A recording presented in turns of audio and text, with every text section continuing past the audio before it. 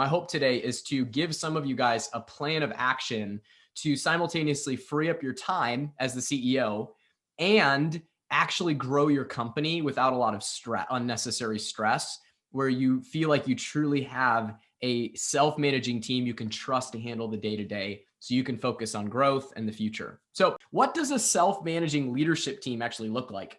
A lot of people want a self-managing company, and what they don't realize is that a self-managing company starts with a self-managing leadership team. So what does this look like? Well, there are 7 essential roles in every leadership team. Okay. Now, what I've got mapped out on paper here is utopia. What I mean by that is you may never get there perfectly. Okay. You may never have this perfect time for your business where every single one of these roles is filled by the person who's 100% sent from heaven to do that role 100% of the time. But if we can get to like 80 to 90% operating this way, we can have something truly great happening at a leadership team level, which will flow down to the rest of the organization. And I hear some of you guys saying like, oh, I'm way too small to have a leadership or management team for my company.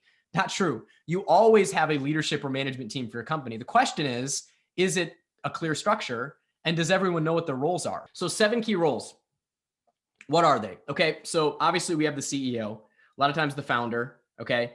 Then next we have the executive admin and the board of advisors. I'll get more into that in a second, but this is a really key level of the organization. I come into a lot of entrepreneurial organizations where this level of the organization doesn't even exist. And it blows my mind. Like it doesn't even exist. I'm like, how do you make decisions? And their answer is like, oh, we just like, do whatever like feels right to me. It's like the owner in like reactive mode in the moment. Like, does that seem like a good plan? And I get it. I don't mean that to be offensive. Just you have to understand that top level is very, very important. We'll get into why in just a second, right? Then in a utopic world, we have a GM. This gets called a lot of different things: general manager, president, integrator. Some people call this role COO, even though that doesn't make any sense to me, but we'll talk about that later in just a second. Some people call it the chief of staff. There's other terms as well. And then underneath of that, we have kind of the 3 essential functions, right? Sales and marketing, operations, finance, CRO, COO, CFO. So let's dig into these roles and get a little more specific, guys, about what do these roles look like and what should you as an entrepreneur be looking for in order to fill these roles on your team? Because here's the key, guys. You need someone in most of these roles, regardless of what stage of company you're at. Okay. The question is the right person in the right seat? And sometimes you are the right person in the right seat, and sometimes you're not. And sometimes somebody on your team is the right person in the right seat, maybe to even sit in 1 or 2 of these roles. And sometimes you've put them there and you and them know, or maybe just that they're not the right person in the right seat. Okay. But you haven't defined that. And so now you don't know what to do about it. Okay. So let's dig in, guys, to what these roles look like specifically. Okay. So what does the CEO do in a company, right? Most of us here are entrepreneurs. We didn't come out of corporate. So we're like, what is a CEO truly? Like, what even is a CEO? Okay. The CEO's job is primarily to remain focused on the culture and vision of the company, to be the culture and vision champion for the organization. Okay. Their job is also to look into the future and drive innovation, chart the path ahead of time. Where do we need to go to stay ahead of our competitors, take market share, kick butt, take names, grow, all of that, right? Be on the cutting edge of innovating, right? Expansion is a big part of the CEO's role. So striking big deals, building big relationships, looking at big opportunities. Sometimes it's R&Ding, new product lines, new things that will ultimately expand the business. And as I mentioned, big relationships, right? Which ties into expansion, but is a little bit different, right? Guys, this is what a CEO actually does. And honestly, this is the one role in the self-managing leadership team that about 80% of entrepreneurs are actually perfectly suited for, okay? Perfectly suited for, right? This is actually the stuff that is probably more your unique ability as an entrepreneur than you even realize. Okay. So that's an encouragement to some of you guys who feel discouraged. I was just talking to a great leader earlier, and he was like, they just came on board as clients, and he said, if I'm the problem in my company, will you guys actually tell me? And I said, bro, you're not the problem. You're just not the solution for a lot of the things that you're trying to be the solution for right now. And so I think that was hopefully an encouragement to him, and hopefully it is to some of you guys too. So let's move to the next one. Okay. Executive admin. I can't tell you how many businesses I know, like especially businesses that are doing like 500K a year in revenue and that kind of are stuck there, where like this role could literally change the CEO's life. And I do not understand how many companies I come into where the entrepreneur who knows they're not detail oriented, not administrative, not whatever, does not have an executive administrative assistant. Okay. This is standard practice in just about every other successful corporate environment, but entrepreneurs buck this because they feel like, well, I don't know how to leverage that person. Or I've talked to a lot of people where they're like, yeah, I hired a VA and it didn't work out. I didn't know how to delegate to them, whatever. There are systems to do this effectively, but you have to understand, okay, the yin to your yang, especially in that, earlier phase of company and smaller phase of company, is the admin side and the executive side, right? Getting stuff done and doing the things that you're not good at that drain you and remove your energy.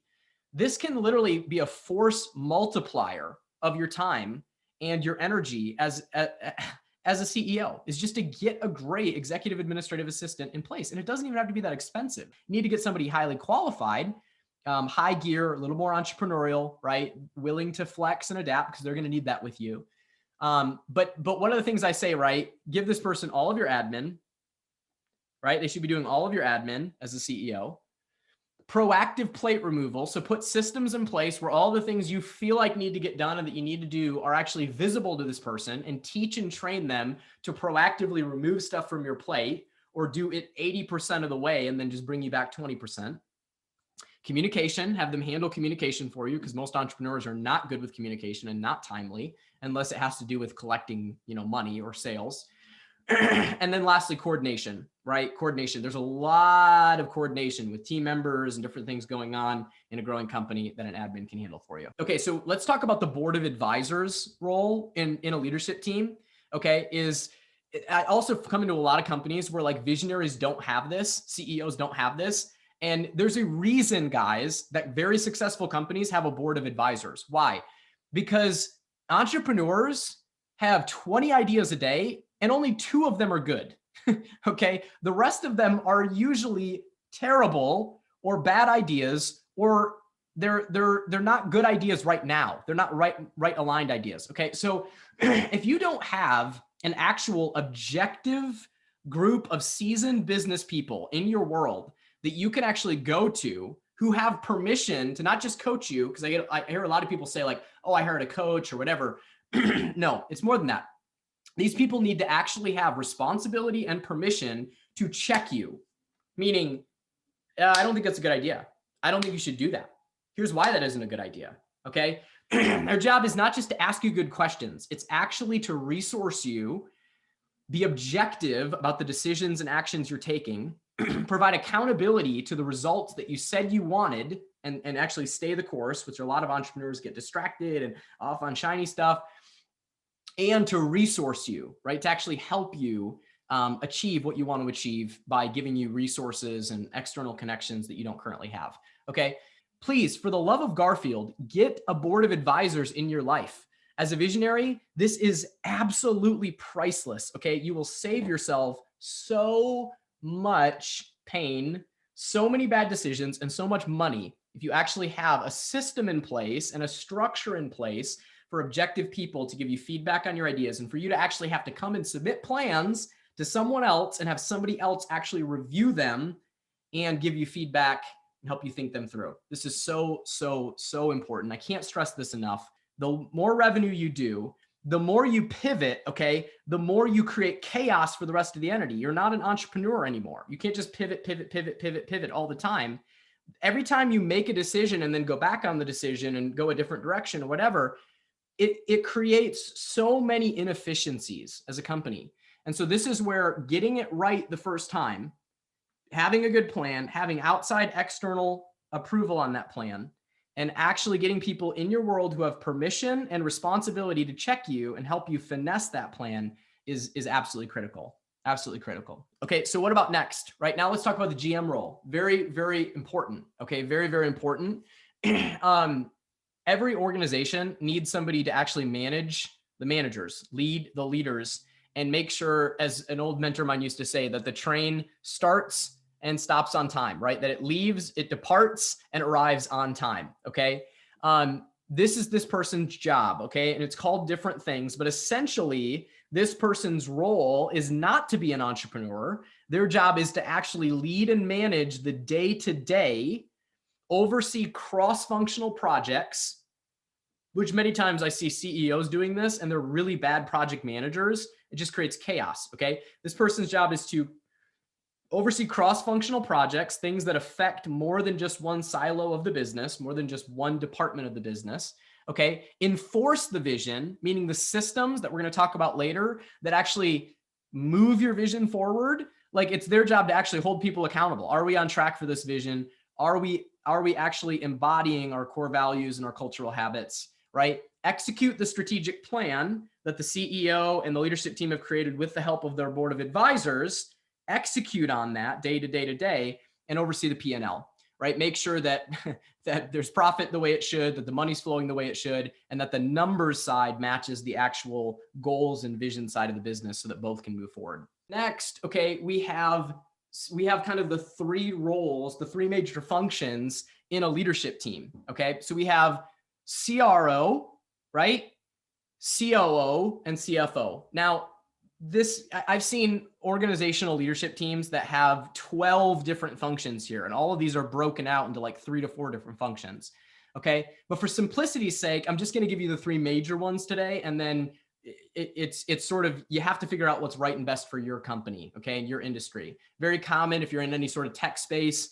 COO kind of is broken up into like CTO, which is like technology and people, right? Customer experience. We can talk about that. But here's the thing. There's CRO, which this person's primary responsibility is to lead the sales and marketing arm of the business, make sure that marketing and sales projections are met, and oversee the projects, the technologies, and the people related to sales and marketing. And most of all, hit the revenue goals. Okay. Hit the revenue goals. That's like this person's number one responsibility. Okay. And then number 2 is COO, right? This is the person who oversees the product or the service operations. And this person's number one goal is to create raving fans, right? Why do we want raving fans? Because that is the biggest driver of long-term value, lifetime value, which is one of the biggest drivers of profitability in any economic model. Okay. So you have to understand, the tighter your operations are, the better clients are served, which means they're more happy, which means they stay longer. Okay. So I have clients all the time, entrepreneurs. God, I love entrepreneurs. You're my people, but it's so funny. I have people all the time who, are really, really worried and nervous to hire a key operational role, like a COO that they actually desperately need. Okay. And they're just so worried because they're like, in their mind, they're like, oh, I can't attribute revenue to that. Like, what if I hire them and it hurts my profit margins and we don't grow as a result? And the question I always ask is like, do happy customers who refer you and continue to do business with you make you more money? And they're pretty much every business model. It's like, well, yeah, of course. Okay, then you need to invest in your operations. Okay, you need to get the right person in the right seat to actually make sure that your operations are as absolutely good as they can be. Because long game, guys. Okay, entrepreneurs who are short-sighted focus on sales and marketing, right? Entrepreneurs who are long-term players are obsessed with customer satisfaction and product innovation. Okay. So like, if you're not investing in this area, if you don't actually want to have the best product or the best service in your unique niche and build a raving fan tribe of customers, for goodness sakes, like, good luck. Like, have fun just continuing to spin the wheel of sales and marketing for forever and trying to crack paid traffic and cold email and all this crazy stuff that people are always super obsessed with. And it all matters. Okay. It all matters. I'm not saying none of it's any effective, but like, the long-term driver of a successful company, okay, the thing that makes sales and marketing easy for a company is when operations work and customers are raving fans. Okay, that's all I'll say about that. That's my short rant. And some of you guys just need to take that as a note. You're like, hey, it's time to invest in our operations. And I know I'm not the right person in the right seat to take that to the next level. There you go. All right. hopefully if that's all you got out of today, it would serve you well. So lastly, guys, CFO, right? This person manages the money coming in and out. They're responsible to hit profit goals and protect the company from liability. Very, very important. A lot of legal and administrative stuff that goes into making that last one happen. And then making sure that manage money coming in, money coming out, that's cash flow, so that we actually hit profit goals. And those are kind of the big three there. Any questions, guys? Go ahead and drop them in the chat. I want to hear them. And what I want to kind of point us back to, you guys, is this graph, right? So like, let's say you're asking today, you're like, hey, well, I see some gaps, Richard, in that structure in our company. I know there are areas where I'm not the right and best person. So what do I do, right? I can't just go out and hire all these people. Okay, remember this graph, okay? Because what's happening right now is your growth is being slowed, or your profitability is going down, or your customer satisfaction is going down, or you're just continuing to get busier and busier and busier, right? At some point, the other shoe is going to drop, okay? At some point, you're either going to start to decline or your health is going to start to decline. Okay. You'll either decline as a company or you'll decline as an individual, right? One of the two things is going to happen. So you have to understand that like the way out of this trap is to understand what your constraints are, what your next constraint are, and then begin to actually be proactively recruiting and hiring to build the leadership team you actually need to get you to the next place. Okay. Not just whoever's available, not just whoever, it's like, oh, can sort of do the role and hopefully, be a duct tape solution to this problem. Remember, assemble an A-player teams, like role number 2 for you. So we've got to get proactive about this in line with our strategic plan. So what I would recommend, guys, is like a question I get asked all the time is like, who do I hire when, right? Who do I hire and when? What I would encourage you to do is start with an implementer hire. What I mean by that is if you see big gaps in your leadership team, don't address just the tactical problem, right? Start with somebody who's implementation minded at a leadership team level. And by implementation minded, I mean, you're not looking for a thinker. You're looking for somebody who can actually help you implement, right? The systems and the things that you need. Typically, this is going to be for a lot of companies that I'm talking to, it's going to be in operations, but I'll explain how to make that decision in just a minute. Look for what provides immediate lift to the company and specifically to your time to focus on the other things we're talking about. Okay. And just understand that one of the biggest things I see with entrepreneurs is they either hire people who have employee mindsets, which is not going to work typically at the entrepreneurial level. Okay. Or they hire people like them or partner with people like them who are entrepreneurs.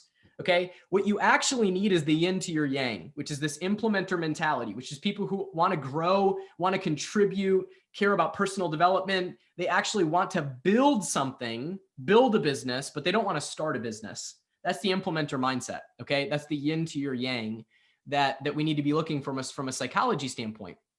And what I found, guys, is like the right implementer hire, it varies by industry, but here's some general best practices I've found, okay, is like if you're in the 250 to 500K range and you haven't done this already, the next implementer hire for you is probably an executive administrative assistant. I'm going to say about 80% of the time, right? Companies in that range who are getting bottlenecked by the owner, it's like, dude, you just need to get an executive administrative assistant. It'll change your life if you know how to leverage, train, onboard, and retain that person correctly. Okay.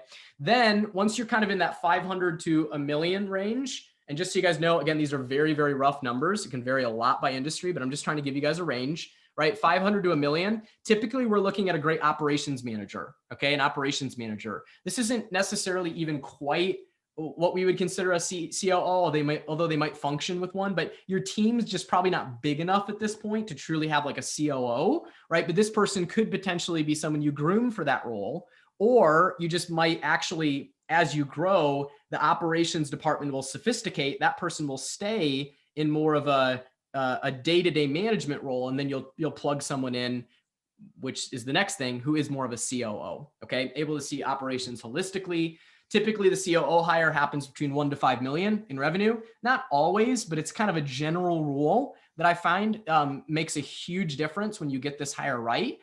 And then oftentimes with clients, we're looking at more of a president, GM kind of role once they're in like the 5 to 10 million phase. You guys can't see that because my face is cutting off, but kind of in the 5 to 10 million range is when we start to look at truly removing the entrepreneur from really any sort of day-to-day leadership team management. Now, there are companies where it makes sense to hire that president role sooner, especially if you've done a good job banking cash and you're really focused on freeing up your time and growing. You can 100% do it sooner. This is just the most common range that I see.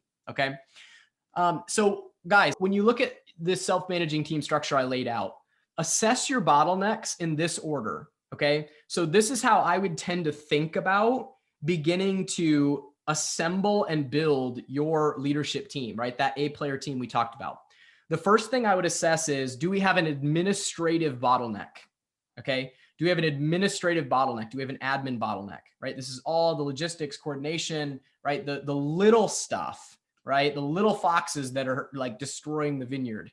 I think is an old passage of something says, right? Do we have an administrative bottleneck? Okay. We don't have an administrative bottleneck. Cool. Do we have an operations bottleneck? Now, most people get admin and operations confused, but again, operations in my mind has more to do with making the product, delivering the service, and making sure customers are happy and raving fans. Do we have an operational bottleneck overseeing the systems and the people required to actually make that happen? Okay. Number 3 typically is, do we have a general management bottleneck? Has our team grown to the level that there's just too much communication, too many logistics, too much HR, too much oversight of people, too many questions from the team, too much day-to-day issues to solve, too many meetings to be in and oversee, right? Do we have an actual general management bottleneck? Okay. And if so, then you might need to look at that bottleneck and actually look at removing it. All right.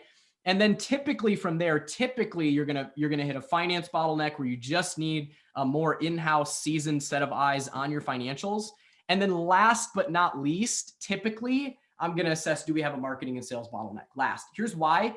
Because I would focus as a CEO on literally removing the bottlenecks in the first 4 before trying to delegate marketing and sales, before trying to empower somebody to play that role in your company. If you have the first 4 done, great. Let's look at that. Typically, a lot of those people that I'm doing are at least 5 million plus. Okay. But a lot of CEOs I know, because they don't have time for marketing and sales, or maybe they're just flat out burned out, they try to delegate this way too early in their company, and it can be disastrous. Okay. And I know for a fact, because I did it once. Okay. Peter Thiel, billionaire, German and American investor, one time said it this way. He said, CEOs do not delegate marketing. And although I don't 100% agree with that statement in the sense that, yeah, you don't have to be the CMO or CRO in your company. You have to take the posture that it's like, at some level as the CEO, you are always still going to be involved in driving growth and expansion for your company. So this would be the last area personally that I would typically assess delegating or outsourcing in your company. Okay. Now there's an 80-20 rule here. There's like 20% of the time I'll come in with a company and I'll work with a CEO there's some CEOs who are like great example. We have a lot of IT clients, right? There's a lot of times where the CEO actually thinks more like a CTO, and they should 100% just put themselves in the CTO seat, right? And hire out the CRO seat. It happens. Okay. Sometimes they're not the best person to actually oversee that area of the business. Because they're just very, very technically minded, but that's 20% of the time, not 80%. So hopefully guys, this is helpful as you guys think about this. What I want you guys to do is do a little exercise right now for yourself. Okay. Drop in the chat. I want you to take a minute and think, as I go through these bottlenecks, which one of these do I feel like is the most significant bottleneck that's hindering our growth or eating up my time? Right? Which one of these is most significantly hindering our growth or eating up our time? I know for some of you, there could be multiple bottlenecks, but I want you to try to assess the number one bottleneck.